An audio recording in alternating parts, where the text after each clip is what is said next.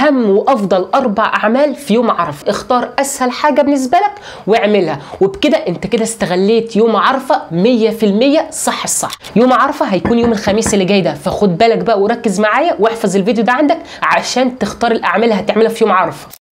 عندك اول عمل تقول 100 مره بس الذكر الصغير ده، لا اله الا الله وحده لا شريك له، له الملك وله الحمد يحيي ويميت وهو على كل شيء قدير. طب انا جبت الذكر ده منين؟ مش انا اللي جبته، ده سيدنا محمد صلى الله عليه وسلم هو اللي بيقول لك ان قول الذكر ده في يوم عرفه. سيدنا محمد بيقول في حديث خير الدعاء دعاء يوم عرفه، وخير ما قلت انا والنبيون من قبلي لا اله الا الله وحده لا شريك له، له الملك وله الحمد يحيي ويميت وهو على كل شيء قدير. معنى الحديث ان سيدنا محمد عاوز ينبهك انك انت تقول الذكر ده في يوم عرفه، وانت لو قلت الذكر ده 100 مره في يوم عرفه انت عارف ربنا هيعمل لك ايه؟ خد عندك اول حاجه ربنا سبحانه وتعالى هيديك اجر وثواب وحسنات اكنك انت رحت لزمن سيدنا محمد صلى الله عليه وسلم اعتقت 10 عبيد لوجه الله. فانت متخيل كميه الاجر والثواب اللي انت تاخده؟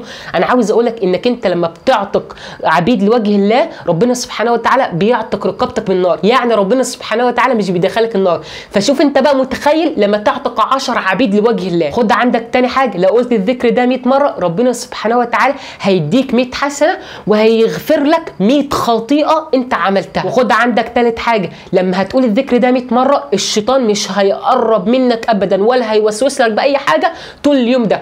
وانت اظن محتاج ان الشيطان يبعد عنك اليوم ده عشان ربنا سبحانه وتعالى يغفر لك كل ذنوبك وتطلع كسبان فضل ربنا سبحانه وتعالى في يوم عرفة. تاني عمل استغفر ربنا سبحانه وتعالى 1000 مرة. لو عاوز تكون من الناس اللي ربنا سبحانه وتعالى غفر لهم كل ذنوبهم في يوم عرفة، وعاوز تكون من الناس اللي ربنا سبحانه وتعالى اعتق رقابهم من النار، يعني ربنا كتب ان الناس دي مش هتدخل النار ابدا، كتر من الاستغفار في يوم عرفة. لان كتر استغفارك في يوم عرفة ربنا سبحانه وتعالى هيغفر لك كل ذنوبك اللي انت عملتها وهيعتق رقبتك من النار، هيكتبك من اسامي الناس اللي هيكتبهم في يوم عرفة ان الناس دي مش هيدخلوا النار ابدا.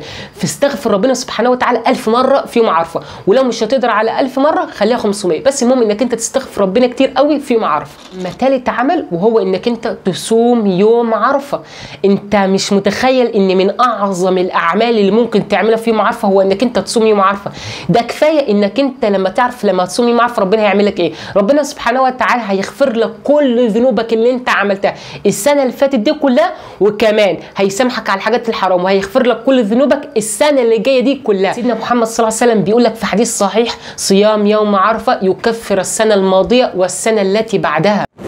اما رابع عمل لو عاوز تكون من الناس اللي ربنا سبحانه وتعالى هيغفر لهم كل ذنوبهم في يوم عرفه، ما تمسكش التليفون كتير. ايوه زي ما سمعت كده، سيدنا محمد صلى الله عليه وسلم بيقول لك ان في هذا اليوم اللي هو يوم عرفه، يعني سيدنا محمد قصده على يوم عرفه، ان في هذا اليوم من ملك سمعه وبصره ولسانه غفر له. فخلينا ما نضحكش على بعض، انك انت كتر ما هتمسك تليفونك في اليوم ده هتفضل تاخد في ذنوب وفي سيئات، لانك انت هتفضل تتفرج على فيديوهات ريلز وكده سببها هتاخد في ذنوب وفي سيئات. واحنا في اليوم ده عاوزين ان احنا ما نعملش اي ذنب او اي معصيه عشان نكون من الناس اللي ربنا سبحانه وتعالى هيغفر لهم كل ذنوبهم، هيخليهم اكنهم مولودين جداد ما عندهمش ولا ذنب. اكيد طبعا انت بتحب الخير لغيرك، والدليل على كده انك انت هتكون سبب ان حد تاني يشوف الفيديو ده. وزي ما انت عارف طبعا انا عموره اللايف كوتش بتاعك.